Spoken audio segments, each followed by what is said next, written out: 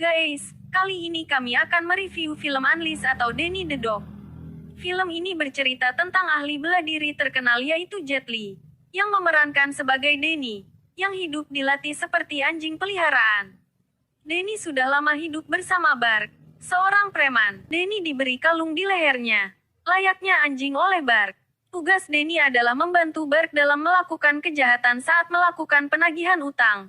Saat kalung Danny dilepas, ia akan menyerang siapa saja yang Bark perintahkan untuk diserang. Lalu, bagaimana kelanjutan kisah si Danny? Mari kita simak alur ceritanya bareng saya.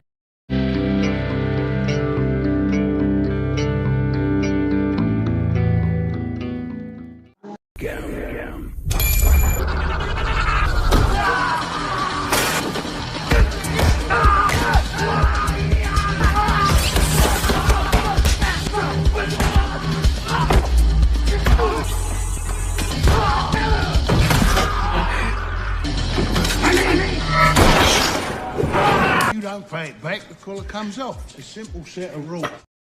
Saat kalungnya dipasang, seketika ia menjadi pria lugu dengan tatapan polos, dan cenderung nampak seperti orang yang memiliki keterbelakangan mental. Satu-satunya benda yang dimiliki Danny ialah boneka dan buku gambar anak-anak yang selalu Danny lihat sebelum tidur. Dan Danny memiliki ketertarikan kuat pada sebuah piano yang mana itu akan berhubungan dengan masa lalunya yang akan terungkap nanti. Hari-hari pun Danny lalui seperti itu setiap harinya, hingga orang-orang yang sudah mengetahui reputasi Danny memilih untuk mundur dan tidak melawan sama sekali. Sampai di sebuah tempat lelang perhiasan. Di sana terlihat ada si pemilik tempat di mana dia sudah mengetahui bagaimana cara kerja Bark dan Danny. Yaitu ketika kalung Danny gak dibuka, maka si Danny gak bereaksi. Di situ juga Bark mengatakan bahwa untuk menciptakan binatang buas, maka didiklah seseorang dari kecil, dan perlakukan layaknya binatang. Dan itulah yang membuat Danny seperti sekarang ini. Hingga saat si pemilik tempat menahan semua orang, Danny pun hanya menyaksikan Bark dan anak buahnya teriak tanpa bereaksi apapun.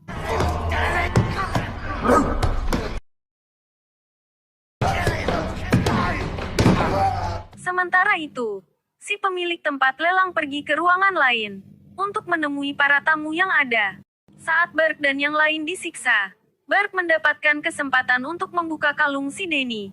Seketika semua orang dihajar sampai masuk ke ruang para tamu.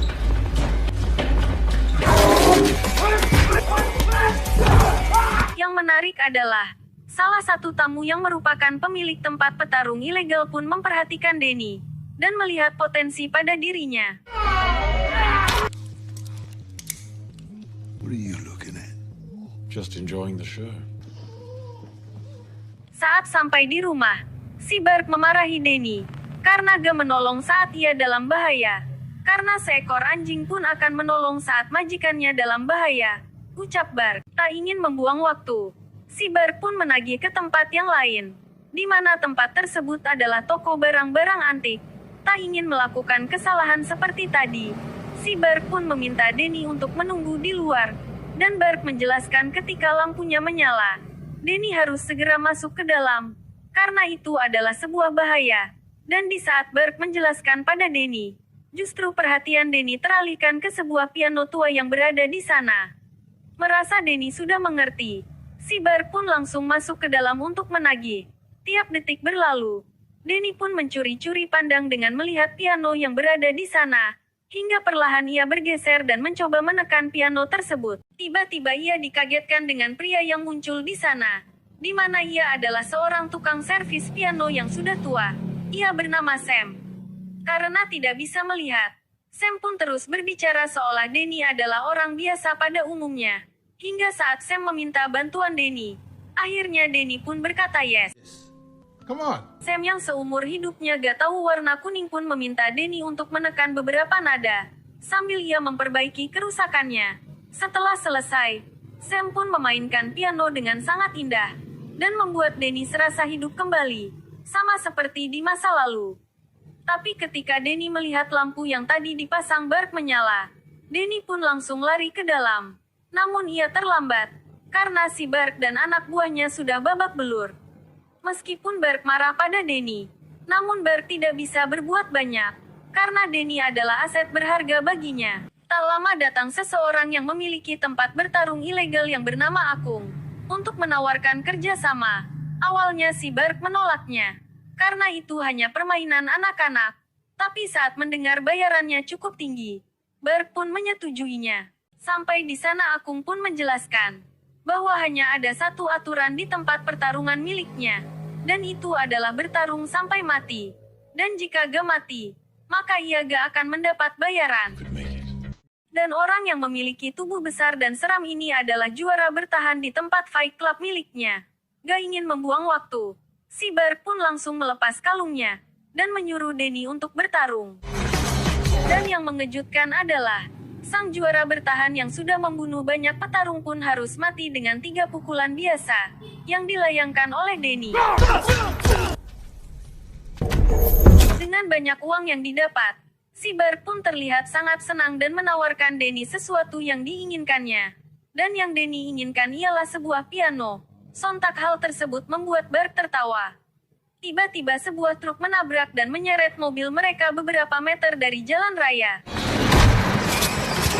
Gak lama, datanglah 3 orang yang langsung menembaki mobil mereka. Itu adalah perbuatan si pemilik tempat lelang yang masih memiliki dendam kepada Bark. Dikira semua sudah tewas. Mereka pun pergi. Dan ternyata Denny masih hidup. Hanya terkena peluru di bagian lengannya. Dikira si Bark udah tewas. Denny pun pergi dari sana, menuju ke tempat barang-barang antik yang tadi. Dan masih ada Sam di sana. Akibat peluru tadi Denny pun kehilangan banyak darah dan pingsan. Saat sadar, Denny sudah berada di atas kasur. Ternyata itu adalah rumah Sam. Dan dengan baju yang sudah diganti. Ketika Sam masuk membawa makanan, Denny langsung sembunyi di bawah tempat tidur. Gak lama, datanglah anak tiri Sam yang bernama Victoria. Dan saat melihatnya, Denny langsung menutup pintu. Does he like to read? Does he like to write? Does he like to draw? He likes music. Cool. Mengetahui Denny menyukai musik, Victoria pun masuk ke kamar dan memberinya sebuah piano kecil.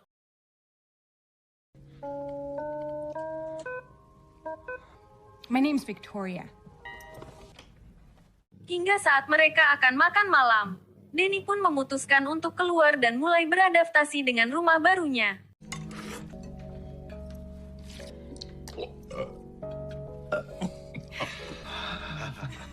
My name is Danny.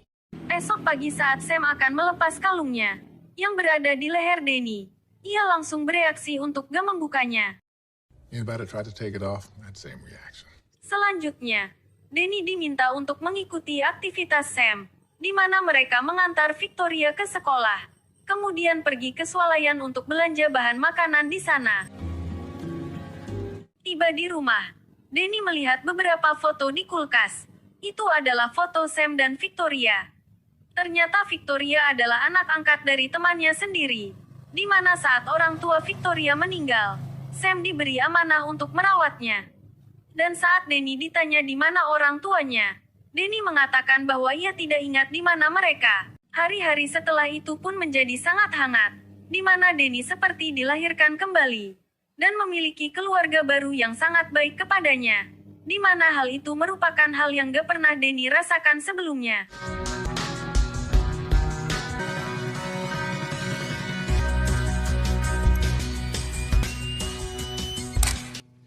Belongs there. Dan yang menarik, saat mereka sedang belanja tiba-tiba beberapa orang berkelahi di sana. Sam yang khawatir dengan keadaan Denny terus berteriak memanggil namanya. Dan ternyata Denny sama sekali gak mempedulikan hal itu. Danny! Sam pun bertanya kepada Denny, kenapa ia gak panik dan bereaksi saat ada orang yang berkelahi di sekitarnya. Denny pun menjawab, mereka tidak berkelahi dengannya. Jadi dia merasa bahwa gak perlu untuk mempedulikannya. Mendengar hal itu, Sam pun memakluminya. Mungkin itu adalah bagian dari masa lalu dan pribadinya, sehingga gak terlalu memikirkan hal itu. Hingga suatu malam, saat kedekatan mereka terjalin semakin erat, Victoria pun memutuskan untuk membuka kalung di leher Denny, Awalnya Denny ketakutan dan teringat dengan masa lalunya. Namun ketika sudah dilepas, ia akhirnya merasa menjadi seseorang yang baru dan bukan Denny the Dog lagi.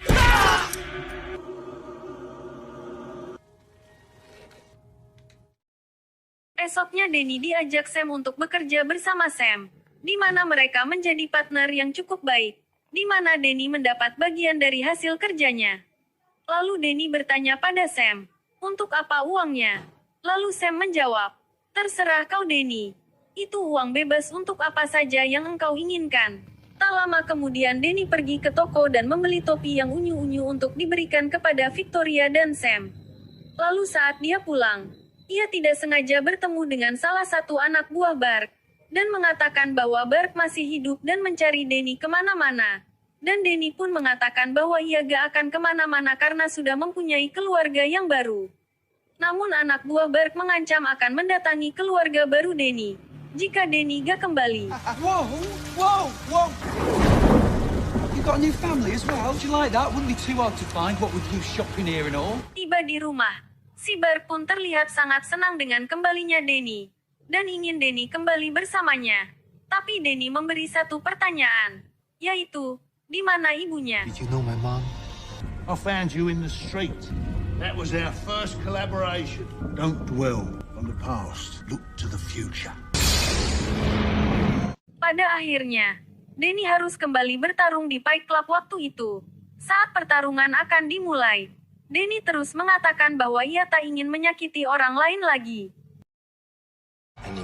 Anything wrong, gentlemen?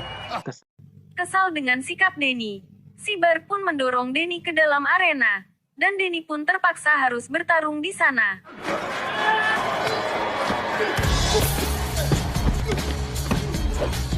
Denny pun hanya bertahan dan menghindar dari lawannya, karena dia benar-benar gak ingin menyakiti orang lain lagi.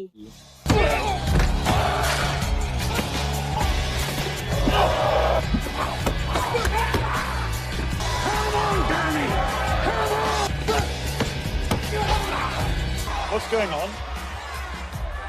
Melihat hal itu, Bark pun melemparkan senjata agar Denny melawan. Namun dia tetap bertahan. Tak ingin permainan seperti monoton, si pemilik Fight Club menurunkan ketiga petarungnya. Sehingga sekarang Denny harus melawan 4 petarung sendirian.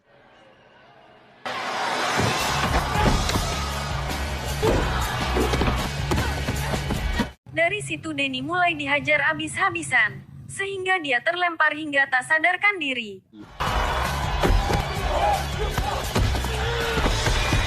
Menyadari situasi seperti ini, akhirnya Denny memutuskan untuk melawan. Agar lebih seru mereka pun melemparkan banyak senjata. Dan akhirnya mereka semua berhasil dikalahkan oleh Denny, dengan cara dibuat cedera.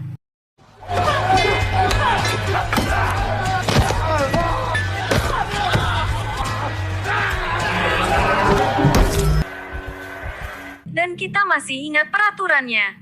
Jika gak ada yang mati, maka si Bark gak akan dapat bayaran. Sehingga Bark nekat membunuh lawannya Denny dengan pistolnya. Akibat kejadian itu, Denny pun dihajar dan dilempar ke dalam kandangnya. Di sisi lain, Victoria menanyakan di mana Denny sekarang, karena dia mengira bahwa Denny bahagia bersama mereka. Dan Sam pun menjawab bahwa bahagia saja tidak cukup dan mungkin Denny ingin mencari jati diri siapa dia sebenarnya. Sementara itu Denny sedang melihat buku miliknya lagi, di mana dia menemukan sebuah foto milik ibunya di sana. Hingga Denny pun memaksa Bark untuk mengatakan yang sebenarnya. Karena Bark takut, Bark pun mengatakan bahwa ibunya telah dibunuh oleh temannya di masa lalu. Dan Bark memutuskan untuk merawatnya. I'm sorry I lied to you, Danny. Saat akan bekerja, seperti biasa si Bark pun berkata bahwa sebuah keluarga harus dipertahankan apapun yang terjadi. Mendengar hal itu Denny pun sadar bahwa ia sudah memiliki keluarga sendiri, yaitu Sam dan Victoria. Dan keluarga harus dipertahankan apapun yang terjadi. Karena itu Denny langsung berontak hingga mobil oleng dan kecelakaan. Dengan cepat Denny kembali ke rumah Sam yang dimana mereka sudah menunggunya di sana. Dengan foto yang dibawa Danny, Victoria pun mencari info tentang ibunya Danny, yang ternyata adalah seorang pemain piano. Dan ada beberapa foto Muri di sana dengan jendela yang sangat besar. Dan Sam menyimpulkan mungkin saja ibu Danny adalah seorang guru piano di sebuah akademi. Kemudian di sana mereka mencari arsip tentang seorang pemain piano wanita Asia yang pernah mengajar di sana.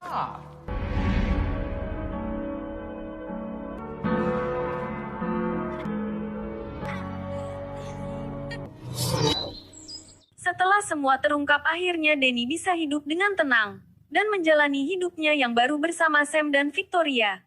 Dan saat Victoria memainkan not dari kertas milik ibunya Danny, seketika Danny teringat masa lalu bahwa si Barklah yang telah memperkosa dan membunuh ibunya, di mana Danny disuruh bersembunyi di dalam lemari dan menyaksikan langsung kematian sang ibu. Dan yang terjadi kemudian si Bark merawatnya dan menjadikan Danny sebagai anjing peliharaannya. Setelah semua terungkap, Danny pun langsung mengajak mereka semua berkemas untuk pergi dari sana.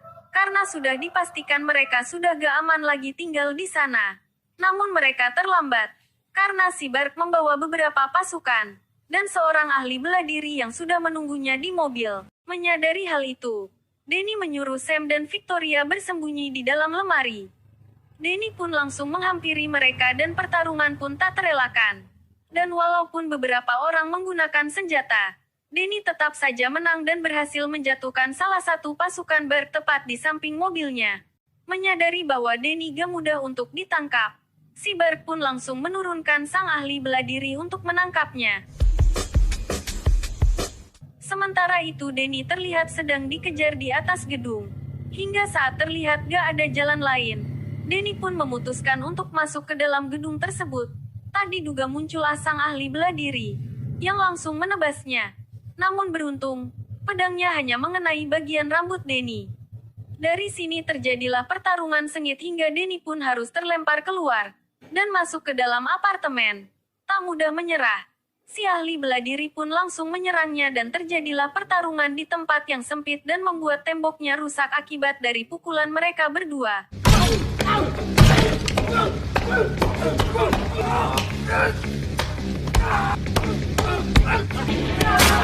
Ternyata si ahli bela diri gak sejago yang dibayangkan, hingga dia jatuh tepat di atas mobil si Bark.